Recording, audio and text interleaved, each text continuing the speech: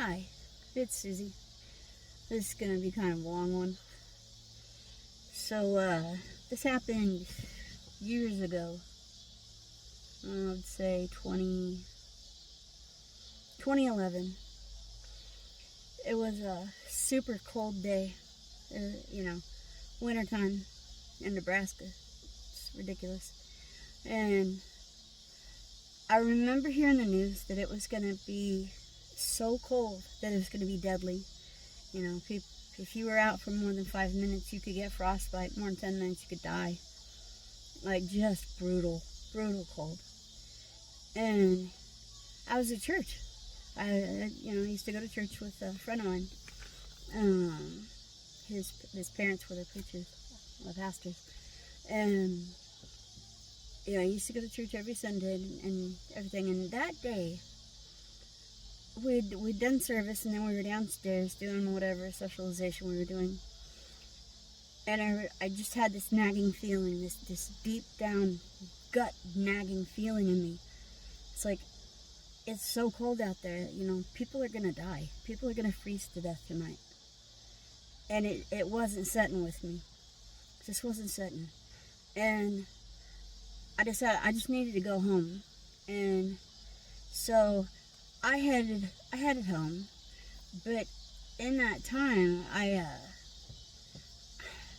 had to go. I went to the garage when I got home, and I started searching around for blankets because I knew I had spare blankets out there, and I'm digging and carrying on, just doing everything I can, finding every blanket I can find, and as it were, I had kind of thought about this thing before about blankets, and so I had collected some.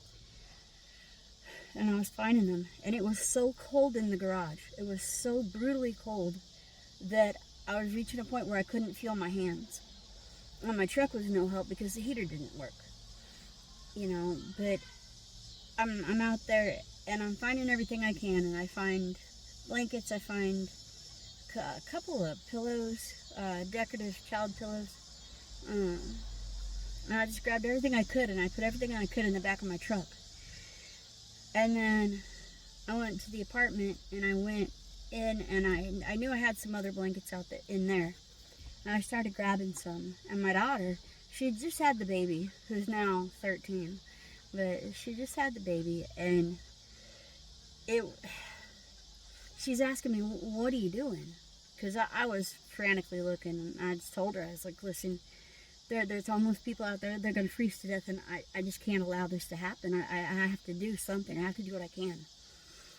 And I'm just finding what I can. And next thing you know, I go out into the living room, and my daughter's got the baby bundled all up in her snowsuit and her blankets, and she's all in her car seat. She's bundled up and ready to go. The baby was warm. And I'm like, well, what are you doing? She's like, I'm going with you. So, okay, that's cool, and we took off. Remember, the heater in my truck didn't work. It was cold. I could tolerate it. I mean, I had gloves, coats, whatever. So did my daughter, and the baby was fine. She was totally warm. And so we're driving downtown, and I know that people they'd sleep at the bus stops. And so we're driving by the bus stops, and there's nobody in them. It is so brutally cold. There's nobody outside. Like, we're almost the only people out there driving. It's so stupid cold. And we can't find anybody at the shelters, and we drive around downtown. We can't find anybody. Nobody's out there. And, like, they have to be somewhere. These homeless people have got to be somewhere. So we head to the Mission. I'd heard that there was a tent city out there, but I didn't know where it was. And we're driving around by the Mission, and I see this guy, and he's in his van. And as I'm coming through, he comes out, and he gets out of his van. He's, like, working on it or something, and I stopped, and I'm like, sir, I know that there's a tent city out here somewhere, but I don't know where it is. And he's like, well, what do you need? I'm like, well, I know that there's people that's going to be sleeping outside tonight, and it's so cold. I'm afraid that people are going to freeze to death, and I have all these blankets in the back of the truck, and I'm just trying to find anybody who needs blankets. And the guy, he starts tearing up. And as he's tearing up, his tears are freezing to his face. And he's like, ma'am, he puts his head down and he's like, I think I might be one of those people you're looking for. I'm like, you need blankets? I could sure use one. But absolutely, I hop out and I'm getting in the back and I'm giving him blankets and I'm trying to give him more blankets, but he took 2 and that's all he would take. I was like, you can have more. I got bunches back there. He's like, no. He's like, the people that you're looking for, they're going to be back there. I'll tell you how to get there. And I was like, are you sure you don't want any more blankets? And it's going to be so cold. And he's like, no, they need them too. So I'm going to show you where they're at. And he did. And so we drive back there as far as we can with the vehicle before we get to this fence. We can't go any further. You know, and I'm nervous to go walking back there, but I start hollering back. I'm like, hey, I was like, I have blankets if anybody needs blankets. It's so cold. I have blankets for anybody. And people start coming out.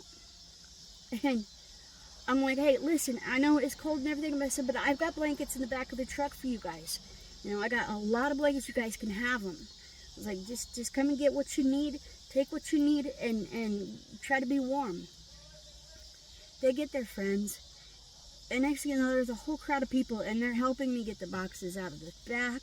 They're getting the blankets and this one. I was like, oh, and I have this pillow. It's my daughter's pillow from her bed. He's like, you have pillows? And I was like, yeah, I have a couple of them, but they're like they're girly pillows. We love pillows. We can have a pillow? I'm like, you can have both pillows. Absolutely. Yeah. I couldn't believe how excited somebody was over something that I take for granted. My bed's covered in pillows. These guys were so excited over pillows. And I had some socks. And I gave them socks, and they're like, do you have pants? Do you happen to have any pants? I'm like, I have a couple of pair of pants. That's all I got. I was like, I didn't know you guys needed pants. They're like, man, pants and socks are pretty good. Pillows are amazing. But we're really grateful for the blankets. Thank you so much. And these people are so kind. You know, and I'm so grateful for the opportunity for my daughter to see this, for my daughter to witness this act of being kind. And we still talk about it to this day. It sticks with her. She remembers it very well. And it gave her a chance to see the blessings in giving as she grew up a lot that day. It was amazing. You know, and before we left, these men, you know, they wanted one thing from us. They just asked for one thing. They said, before you guys go, can we pray with you? Absolutely, yes. And they prayed. We all held hands. Not the baby, but we all held hands and we prayed. And I was in tears and they were in tears and everybody, we were just, it was such a moment. It was such a moment of clarity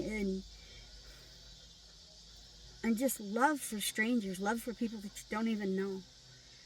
And these people who had absolutely nothing, they had nothing. They had faith.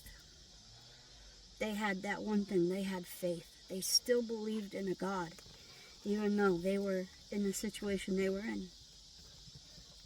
And that moment meant more to me than any experience I've maybe ever had. I learned a lot that day. I grew up a lot that day. It was amazing. And I probably saved a few lives, and it matters.